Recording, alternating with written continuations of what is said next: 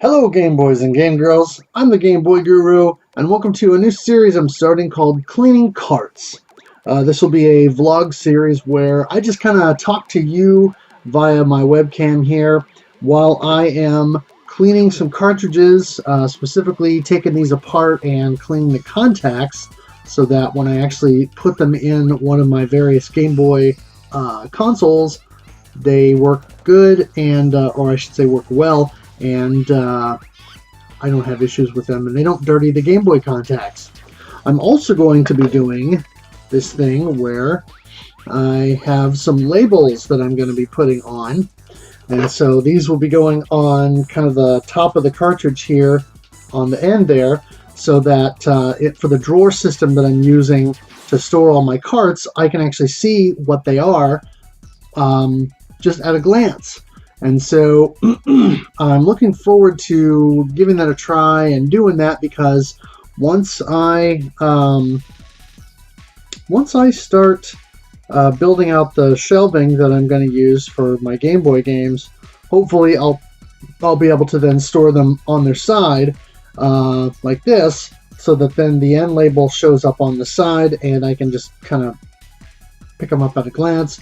And also I can alphabetize them. So when I put these back in the drawer after they're all labeled, I'm going to put them in alphabetical order. And then as I do more carts, we'll kind of shuffle around and alphabetize all the ones that are labeled. And that way, as I go along, once they're all completely labeled, they'll also be completely alphabetized. So they'll be much easier to find a particular Game Boy game when I'm looking for one. So I have my 91% isopropyl alcohol. I have my large stack of Q-tips, and I'm ready to go. Oh, and I also have my gambit screwdriver, so I can begin to open these things up. Definitely a must-have, either a gambit screwdriver or just the bit itself. I used to have just the bit, but I think I lost one of them or misplaced it somewhere along the way, and I'm not sure what happened to it. Must have happened during my move. But Game Boy games are very easy to tear down and get to the actual board like this.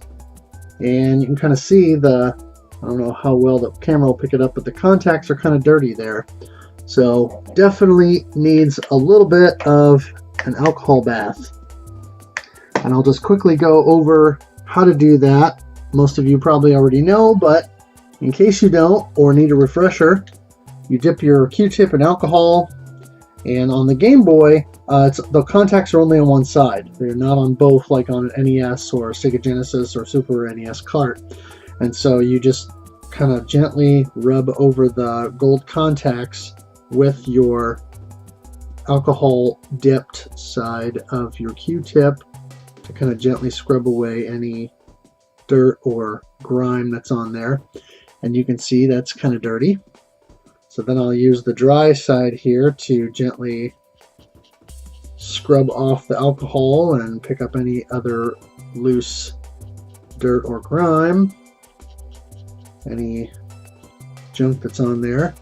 You can see that's kind of dirty. So then I'll take and go over it again with the clean side of the alcohol dipped portion and do it again. And that's a lot less dirty. So I think one Q-tip will be enough for this cart, and I can already tell the contacts are much shinier and they don't look dull. And looks like this will be clean and ready to go. So that is cleaning a cart. So I thought while I was doing this, since I don't really have to explain it for the 10 or 12 carts I have sitting out here, we could do some discussion. And so that's kind of what I want to do, is just do some discussion while I'm cleaning the carts, hence the vlog component of the series. So I'd like to talk about collecting today, and specifically kind of collecting habits and how they change over time, and what that means in terms of being a collector and kind of how we all approach that.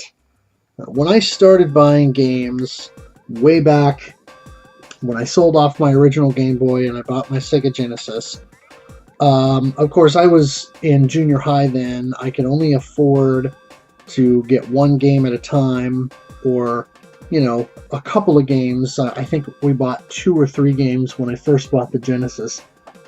So we had Sonic the Hedgehog, and we had Quackshot, and one other game. I don't remember which one it was right off the top of my head that we had immediately.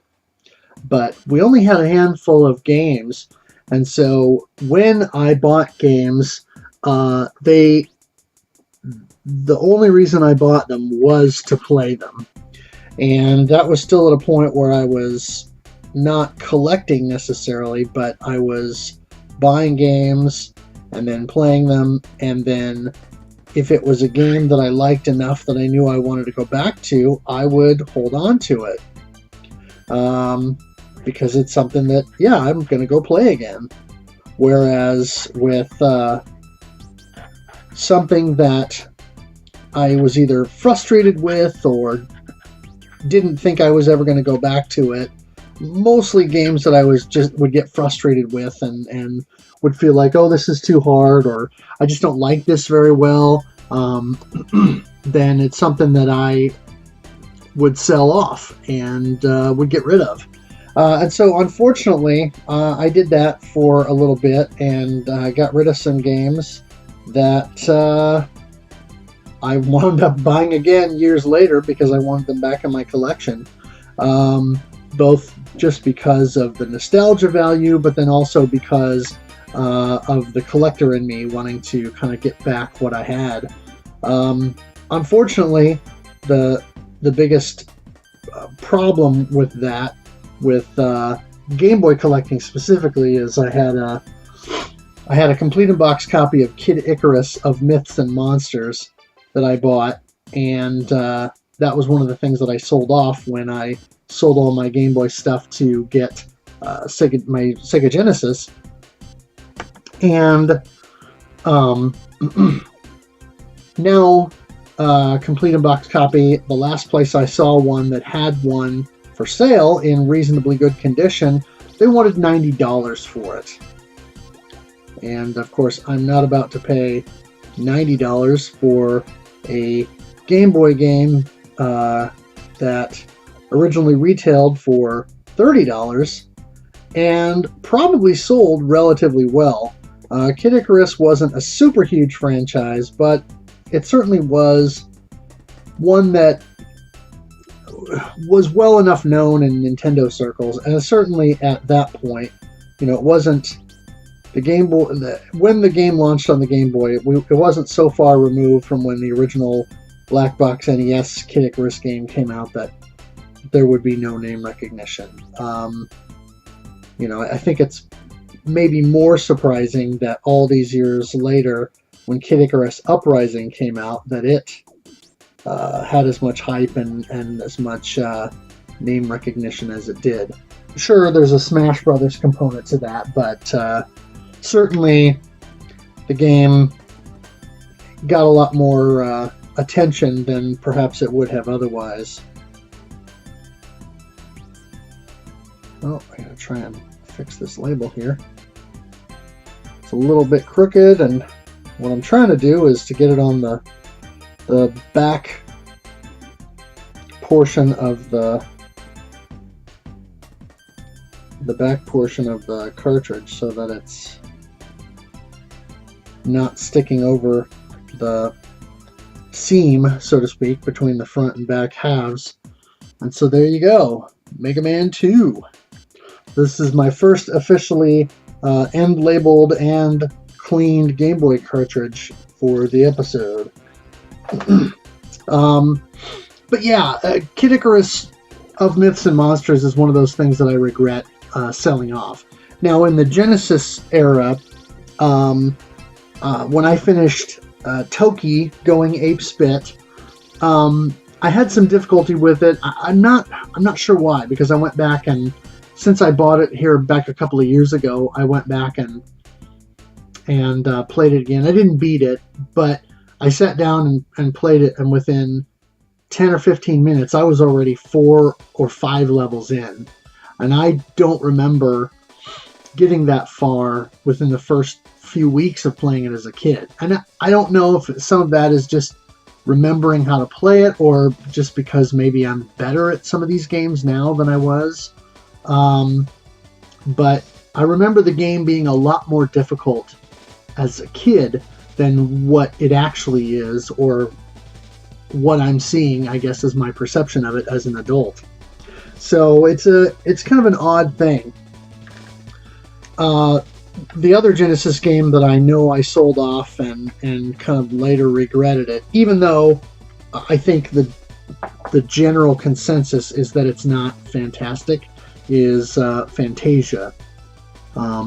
Is one of those Disney games that Sega put out specifically, but unlike Castle of Illusion, it certainly was not as well received and has not been as universally well loved as that. Oh, this is Bubble Ghost, by the way. And so that's one of the things that I regretted getting rid of. And so here, when I was on vacation a few years ago, and I stumbled across a copy in a shop, I pretty much decided I was going to rectify that, I'll say, mistake of selling that off and trading it off. Because I want to say that Fantasia, I traded off maybe Fantasia and Toki. That might have been what I used to buy Phantasy Star 2. So that's not necessarily a mistake per se, but I never really got anywhere in Phantasy Star 2 because I didn't understand RPGs at the time. And wow, the dungeons in that game are insane. And I was a little too impatient as a 14-year-old to sit down and draw maps for that. So it didn't really work very well. And I kind of did the same thing in the early PlayStation. My early PlayStation era. I was collecting games mostly to play, but because I was an adult and I had more disposable income, I understood that I can buy games when I get paid and have the ability to kind of buy more than what I knew I was going to play right away, just because I had the ability to do that, and I wanted to get them while they were cheap. Especially because I was buying a lot of used games. I wanted to make sure that I was buying them when they were relatively inexpensive. When you can buy a used PlayStation game for $10 or $15 during that console's life, that's a pretty good deal. Even $20, $25, $30 for something that's in really good shape, that's not something that you want to pass up if it's something that you're pretty sure you're going to play. Now, as I went along in the PlayStation era, there were a couple of games that I sold off. One of those was Ninja Shadow of Darkness from IDOS. That game frustrated me endlessly because of the 3D platforming. It was just not fantastic. And as a result, I got really frustrated with it and I traded it off. Same thing with Glover for the PlayStation. That game was super frustrating because the control was not very precise, even for an early analog game, especially since I want to say that game came out on the N64 first and then was translated to the PlayStation slightly later after the DualShock controller was out. And so, it was interesting how that transpired and that, but that game was very frustrating. I'll have to double check. I don't think I've reacquired the PlayStation version. I think I picked up an N64 copy of it, though, here a year or so ago, just to kind of at least get the game back in some form.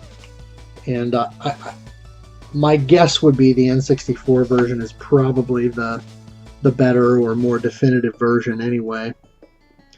And then one Sega Saturn game that I got frustrated with and decided I was going to trade off was Siberia.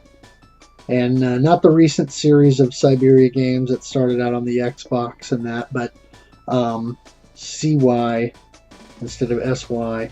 And it's kind of an interesting mishmash of genres, which I generally enjoy those kinds of crossover games, but this game, the action shooting mechanics and some of that were really janky, and it's not a great game, but it's one that was intriguing because of the kind of cyberpunk and futuristic, Lawnmower Man kind of vibe it had going on, and anyway, I never finished it. I got toward the end and never finished it, and I got frustrated with it. I rage quit, and instead of putting it back on the shelf and waiting to go back to it later so that I could maybe replay it again, I sold it. And I regretted that because Sega Saturn games, as most of you will know who collect,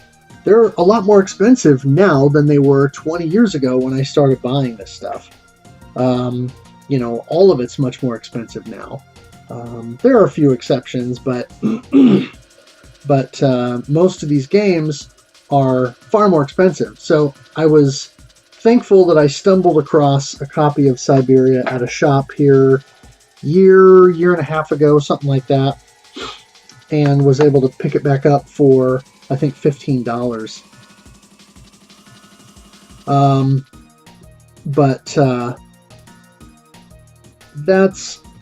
That's kind of where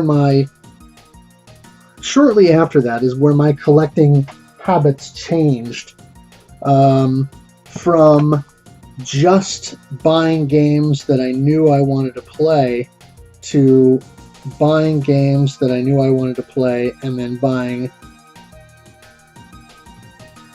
some stuff beyond that, because I knew that if it was kind of a snooze and lose sort of scenario with some of this stuff.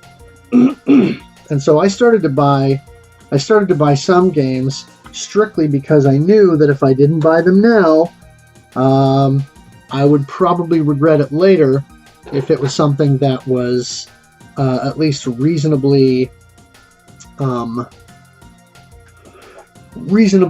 rare or sought after or niche, I guess you could say. I have a lot of regrets in terms of some of the Sega Saturn games that I didn't buy. I could have had Magic Knight Ray Earth for $40 or $45 or whatever it was here almost 20 years ago. I could have had Marvel Superheroes on the Saturn for $25 or $30. I could have had Saturn Bomberman for $25, Mega Man 8 for $30 or $35, and things like that. But more so, I just started to buy games because, I know I want to eventually play this, but for stuff that's more niche, or especially things like shoot 'em ups. I mean, everybody who watches my channel with any regularity knows that I'm a huge fan of shoot 'em ups, and so I started to buy shoot 'em ups strictly because I knew that since the genre was kind of in decline, starting with the PlayStation era and going forward, I knew that they were probably going to be a lot less easy to find in the wild, and they'd start to go up in price. And I was right. That was one of those things that it was a good prediction that I made. And so I started to buy shoot 'em ups fairly soon in my collecting, just because I knew that that was going to be a thing that I would have a much harder time getting a hold of later. And so I kind of regret not buying some of those games in the box or complete. Things like Vapor Trail or Gyrus or Fire Shark, you know, some of those games that are actually quite good. I kind of regret not buying complete copies of those, but all in all, that was one of the smart things that I did. But as I kind of went along, I started to buy stuff that maybe I wasn't even necessarily specifically intending to play, but just thought it would be cool to own. You know, some of the NES games that I bought a few years later when I was working another job later on and was no longer in the larger city, I went and I used to shop at there was a chain called Hastings Entertainment that just closed up operation here 2 years ago, maybe 2.5, because I think they were on the verge of bankruptcy. But they always had a lot of good deals on used games and stuff like that, and so some of the NES games that I bought there, I didn't necessarily have as much intention to play. Like, well, here's a good example. RoboCop for the NES. It's not a fantastic game. It's okay, but I played it as a kid and I already kind of knew what it was, and I mostly bought it just because it was a boxed NES game and you didn't see that as much in stores. Even 12 years or 13 years ago when I bought it. And so, you know, I started to buy stuff just because I thought it might be cool to own, or because I kind of had started to get the collector bug. And I wasn't going gung-ho in terms of collecting, but I was certainly starting to think more about collecting as a hobby and not just as something that I was doing because I wanted to eventually play these games. Ooh, this one's kind of dirty. This is PGA Tour. Oh my gosh. Look at how corroded these contacts are on the board there. Oof, that's bad. Yeah, PGA European Tour. So I'm going to have to be a little bit more ginger with this guy. But yeah, so I started to collect more because I thought stuff would be cool. Then I'm going to say about 6 or 7 years ago, I started to have less time to play games, but I wanted to buy games more and more for some reason, and so I'm not sure what the thought process was behind that. Maybe it was, hey, when I eventually have time to play this stuff, you know, maybe I won't have as much money to buy them or something like that, and so I wanted to try and stock up, so to speak. But I started to buy more games, especially because I started to find a lot of them very inexpensively. In particular, I was buying games I started to see games at Goodwill and at pawn shops that up to that point had been expensive to find and things that you could probably only get at GameStop or at other places. And I was finding them for really good prices. You know, of course, you go into Goodwill, and unless you're in a location or like a city where they price stuff at Goodwill electronic stuff a little bit more, because they know that collectors and people like myself are scouting that stuff and will pay a little bit more for some of it. You know, a lot of times you can still pick up stuff for anywhere between $1 and $5.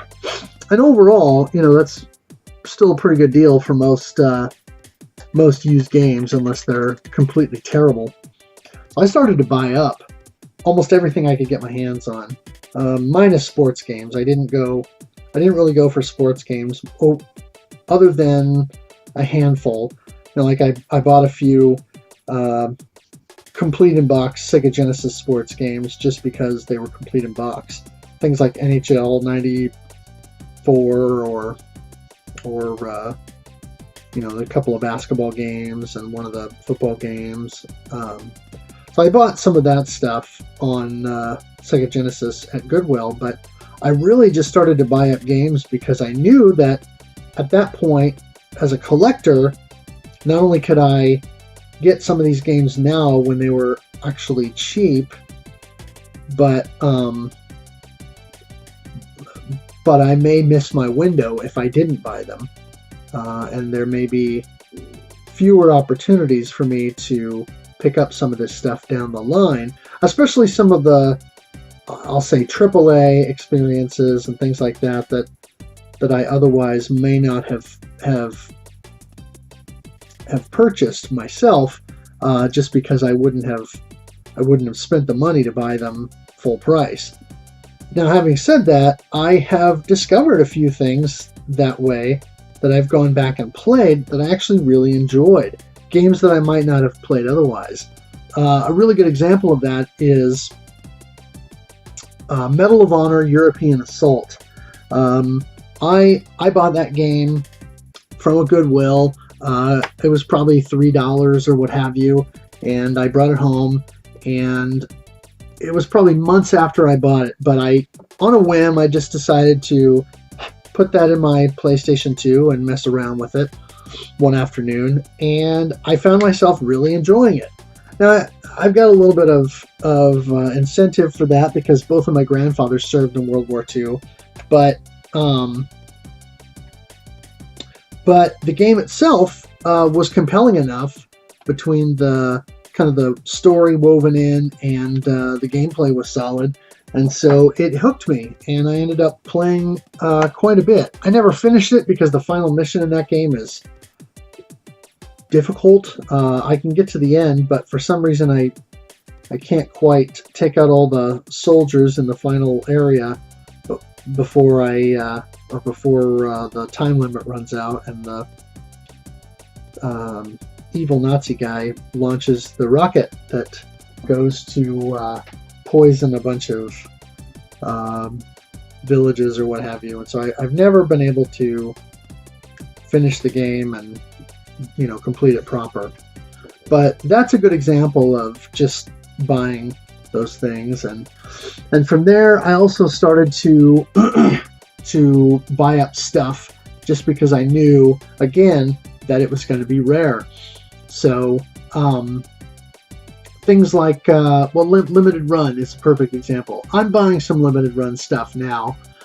I kind of started with an intention of buying all of their Switch games, but I found that A, they were releasing them too fast and I just couldn't afford it, and B, some of them I just don't have as much interest in. And so, yeah, if I do later want to play those games, I'll just have to do it digitally or on another platform where maybe they're readily available. Or if I want the physical edition, I'll have to shell out the money in the aftermarket to buy them. I'm buying the ones that I actually want to play. And so I'm seeing in myself a bit of a shift again back to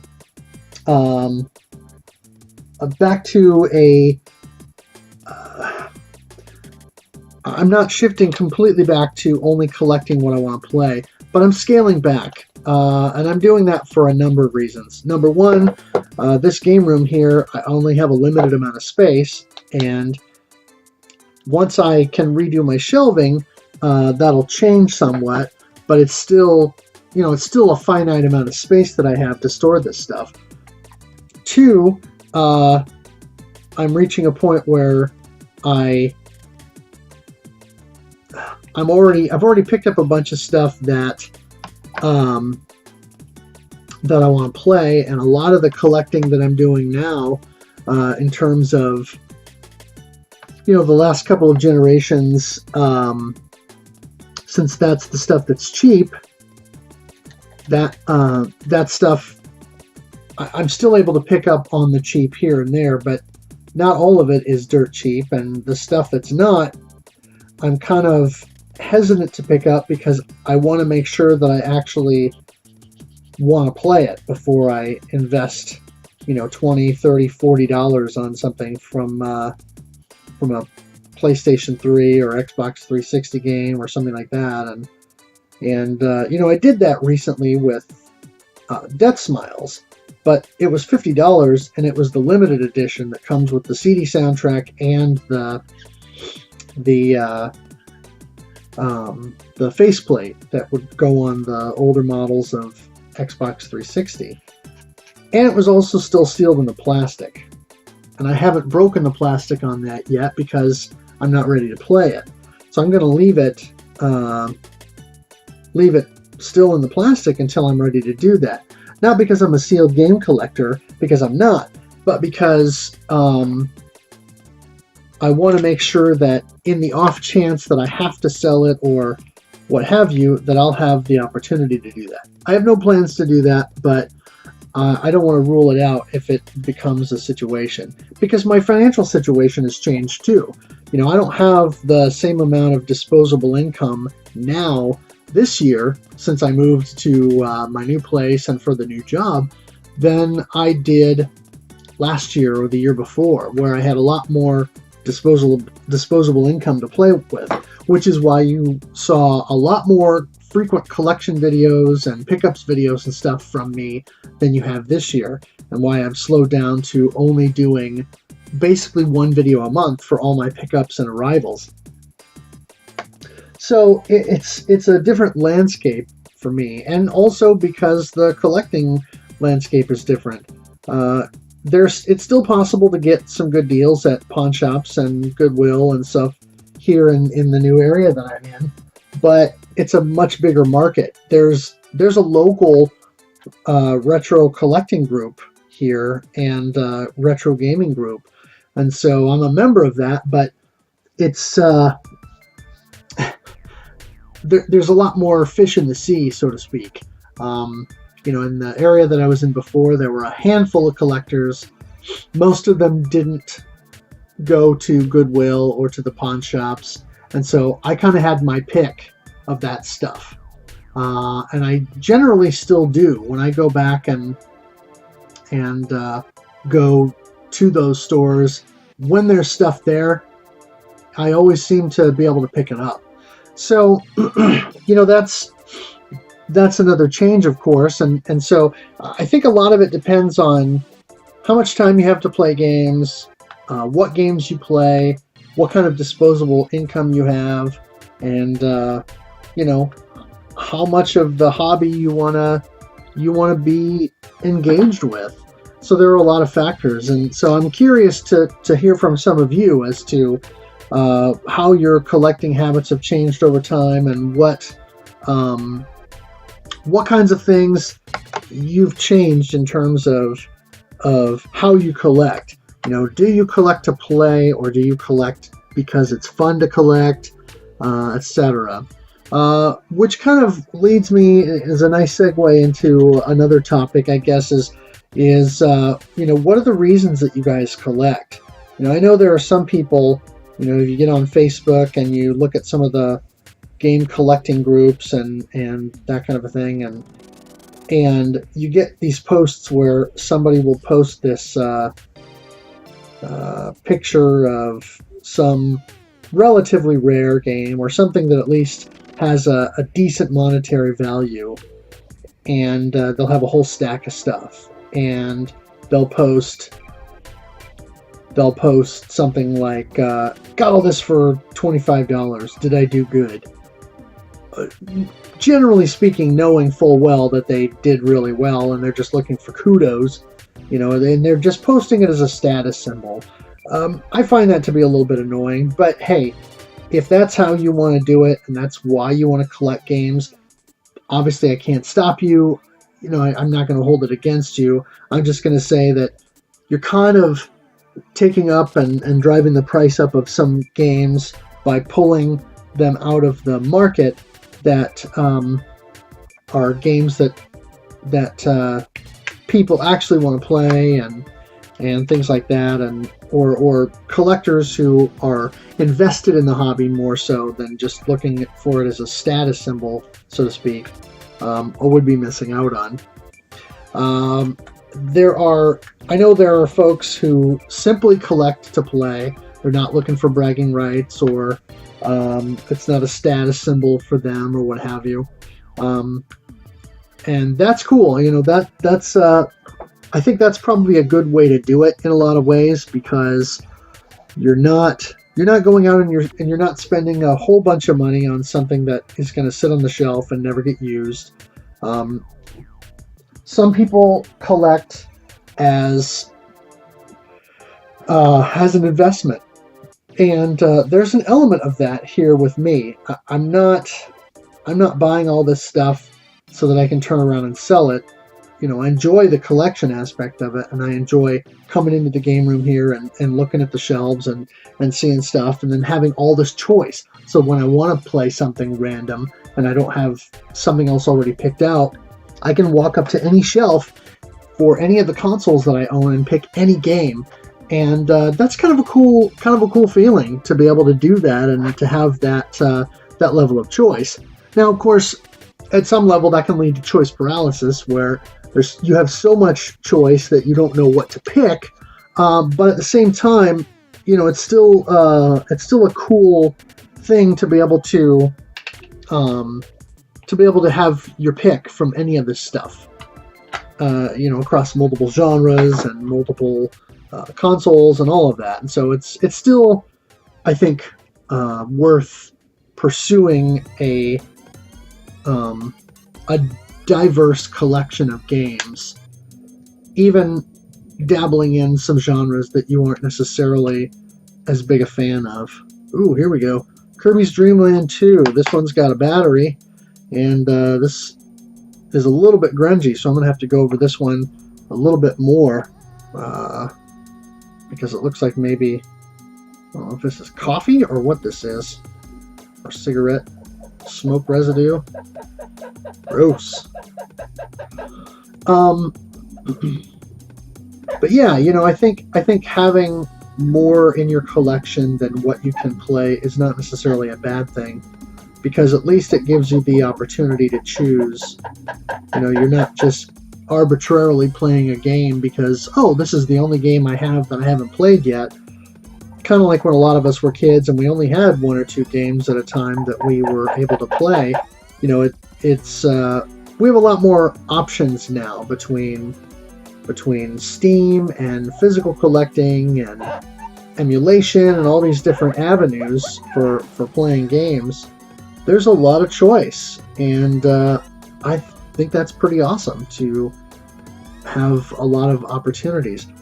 But one of the reasons that I enjoy game collecting is something that I think I get from my grandpa, and that is I like getting a good deal. I enjoy the hunt. I'm not a hunter in the sense that I don't go out and hunt animals. I have nothing against that necessarily. I think if you're going to hunt and you're going to shoot an animal or what have you, you should do something with it. Use the meat and all of that. But I'm not into that. But I still have that. I kind of still have that instinctual thing where I still enjoy going out and seeking this stuff out, and so I enjoy going and finding this stuff and scoring good deals on it. I like going to the pawn shop and finding a game for $3 at the pawn shop that's complete and in good shape that might be $20 on eBay. or if I went to the game store, might be 10 or 15. I enjoy scoring those kinds of deals. Those are the kinds of things that I get a real kick out of when I'm hunting and I'm finding this stuff. And I also like finding stuff at pawn shops that even games that I might only be saving 50 cents or $1 on. To me, it's still saving money on something. And I know it's kind of silly. I know at some level it's I'm not saving money if I'm spending money necessarily, but it's something that, when I decide to play this game, I know because I got it for half price or half of what current market value is, I know that I will have accomplished something with that. And so I enjoy just kind of having the ability to do that hunt, so to speak. That's one of the reasons why I enjoy collecting so much, is because you can buy stuff on eBay and local marketplaces, and I do some of that. There are items that I want to make sure that I get before they go up in price too much or what have you. But for the most part, I try to source as much as I can locally and do what I can locally, just to make sure that I'm supporting local retailers and game stores and Goodwills and pawn shops and things like that, but also because I enjoy spending the time to go out and look for this stuff and find it. That's an aspect that I enjoy. Some people don't. Some guys don't like to go shopping. Some people in general don't like to go shopping, and I don't necessarily like to go and do things like grocery shopping and that. It's a necessity, but it's not something that I enjoy. But going out and looking for good deals on game stuff and that, I enjoy that. And so for me, that's part of the hobby, is part of the pastime, or part of the enjoyment of it's just kind of part of the package deal of being into game collecting, retro gaming in general, and just enjoying as many aspects of the hobby as I can. I would love to hear from you guys in terms of what some of the reasons are why you collect. Is it because you want to play the games? Is it because you enjoy the hunt like me? Do you collect for bragging rights? And is that something that you enjoy, or something that you feel is valid? What is it that you're looking for or looking to get out of collecting? I'd be curious to hear from all of you and spark some discussion. The other topic I wanted to kind of touch on with regard to collecting is collecting goals.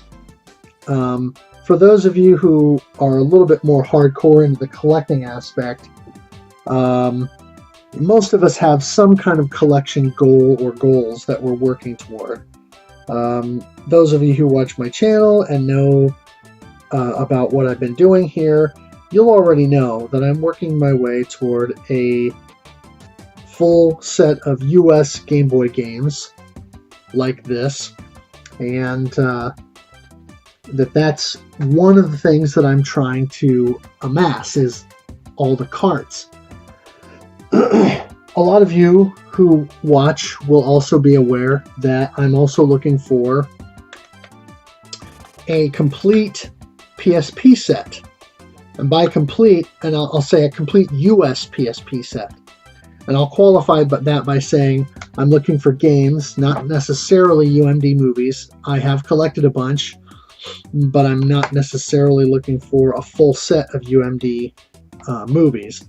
But I am looking for a full, complete set of US PSP releases.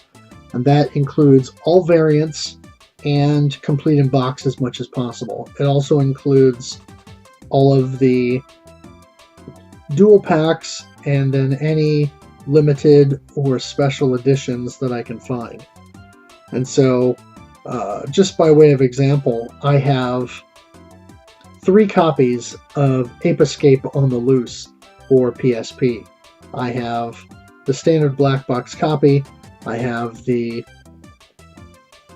Greatest Hits copy, and then I also have the Favorites branded version, which, for those of you who don't know, on the PSP line is similar to the black box, except underneath the black bar at the top that has the PSP branding, there's just a yellow line that has the word Favorites kind of spaced out, and so it's basically a third print run, if you will, of a game, and that is one of the copies. There are a handful of games. I don't know how many exactly, but there are a few games on the PSP that received multiple print runs, enough to actually get that Favorites designation. Another good example would be Crisis Core Final Fantasy VII. I have the standard black box version of that, and then Best Buy offered an exclusive version of that is essentially the same thing, but the outer artwork on the box has kind of a foil cover look to it. And so instead of the blue and the black kind of motif that the cover had, it was more of black and silver, and it was shiny. It's purely a cosmetic thing for that game. There's no additional content. There's nothing, DLC or anything like that makes it different. It's just the way that it looks. But I really like the PSP as a system, and so it's one of those things where I'm kind of collecting for it because I got started collecting for it back when I first bought my PSP, and I bought the component cables when I was on a business trip and I was staying in a hotel for a week. And I knew that I didn't want to just sit in the hotel every night and surf the internet. And I knew that I also didn't have enough money to go out every night and go see a movie or go game hunting locally. I did a little bit of that, but I went and bought those cables and bought a couple of UMD movies that I found cheap, because then I was able to go back to the hotel room after the training and watch movies, and then also play PSP on TV. And so I was kind of working on Final Fantasy VII at that point, one of my many playthroughs of that game that I never finished. And so I was actually able to plug that into the hotel TV there in the room and play Final Fantasy VII right there on the TV, which I thought was awesome. And so one of the reasons that I really like the PSP is just because of how cool it is and how much you can do with it, especially if you soft mod it and or you mod it. I modded my original 2000 PSP 2000 model. I bought the Pandora battery and everything, and so that's one of the reasons why I have become such an ardent PSP collector. Again, most of you will know that I also collect shoot-'em-ups, and one of my subset goals, I guess you could say, is to try and collect every shoot-'em-up for every console that I own. Probably not something that I will ever achieve, because there are a handful of those games that are insanely priced. Things like Musha Lest or Musha on the Sega Genesis, Grindstormer on the Sega Genesis, Magical Chase for the TurboGrafx is ridiculous at this point. Sid Mead's Terraforming for the Turbo CD has become ridiculous. Air Zonk and Super Air Zonk are both quite high priced. And then, of course, Japanese releases as well. Things like Radiant Silvergun are still regularly expensive. Hyper Duel and Blast Wind for the Saturn, both a couple of late Technosoft games, insane. Now that Sega owns the Technosoft trademarks and properties, I'm sort of hoping that as part of their Sega Ages series, if they eventually bring Saturn games to the Switch,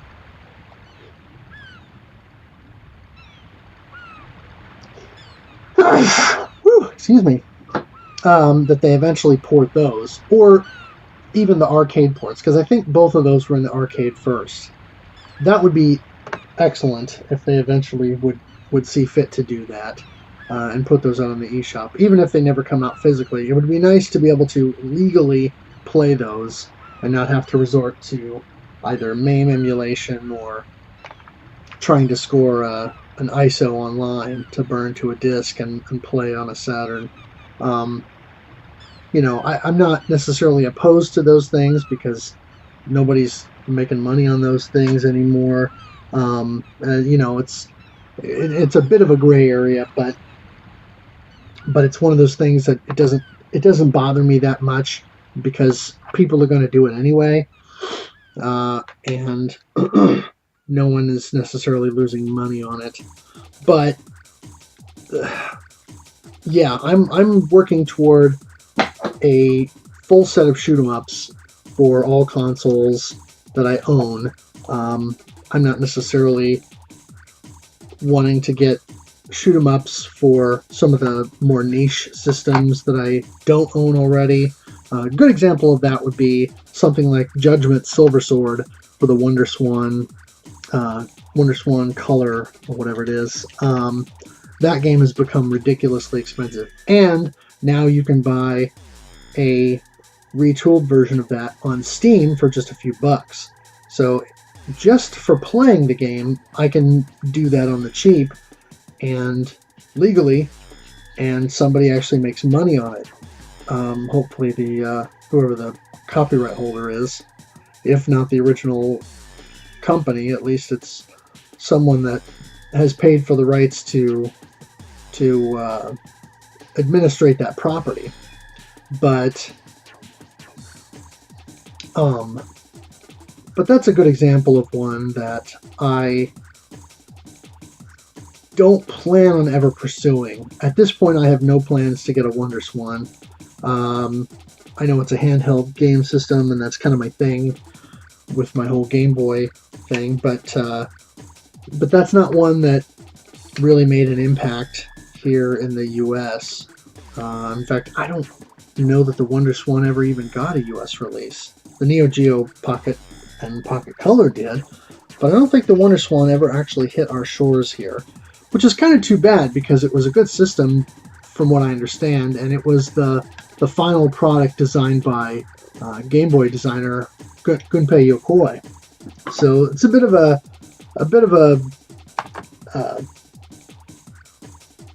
bummer, I guess you could say, that we never saw that here in the West, and that everything on that system is Japanese releases only. One of the things that I was thinking about doing a couple of years ago was to try to build a collection subset of all the console games released that were Batman related. It was something that I was looking at doing. It was just kind of collecting all the console Batman games. I have quite a few of them. You know, I've got I think all but one of the Game Boy Batman games at this point, and I have now I have all three on the NES: Batman, Return of the Joker, and Batman Returns from Konami. But this one's a little bit grody looking. This is Dr. Mario. A little bit of corrosion or something on the chip there. I'll have to go over that. But I was looking at possibly doing that But as I started to collect these things, I realized some of these games are quite expensive. The original Batman game on the Sega Genesis has shot up in price quite a bit. Same with the Batman Revenge of the Joker, the port by Sunsoft that they did to the Genesis of the original NES game. Now, the original NES game of Batman Return of the Joker is quite good. It's not, I wouldn't say it's as good as their original game, but it's still a pretty good game in its own right. But my understanding, and I haven't really messed with it, so I don't know, but my understanding is the Sega Genesis game, Batman Revenge of the Joker, is not a very good conversion of the NES game and has lots of problems. And so because it's potentially a buggy and issue-prone game, and because it's something that is also quite expensive, I'm not real excited about paying a bunch of money for something that is potentially lousy. And it also occurred to me that probably about half of the Batman games that are out there, or maybe close to half, are not super good quality. Things like Batman Returns on the Sega Genesis, Batman Forever, which is notoriously bad on the Super NES, and I'm trying to remember what, there was one that came out on the Xbox, something Tomorrow, that was quite poorly reviewed and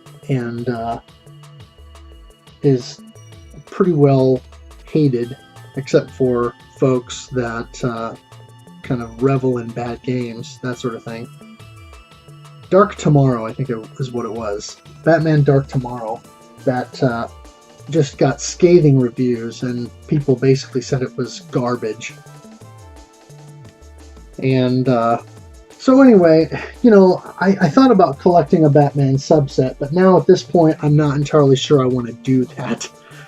So I don't know, I may continue to watch for Batman games, and I'll probably still buy some when they come out, especially games that I want to play eventually. You know, I finally, here within the last year, picked up a copy of Batman Begins on a GameCube. I wanted to make sure I got it on either GameCube or Xbox. But that was one that I for sure wanted to have. Got Faceball 2000 here. A couple of good-sized chips on there. But you know, I'm not real keen on spending $15 and $20 on a used copy of Batman Dark Tomorrow. You know, that'll be one of those that if I find it at Goodwill for $3, I'll pick it up because that'll be a good deal. But I'm not going to go out of my way to grab that, or Batman Forever, or Batman Returns, and even the Sega CD version of Batman Returns, which adds the driving segments, which are apparently quite good, in contrast to the platforming segments, which are average at best and maybe below average at worst. Even that is now going for pretty much original retail, or more, and so I'm not real excited about spending that kind of money on something that I may never play, and also is something that has not been reviewed well, and history hasn't necessarily been kind to it in terms of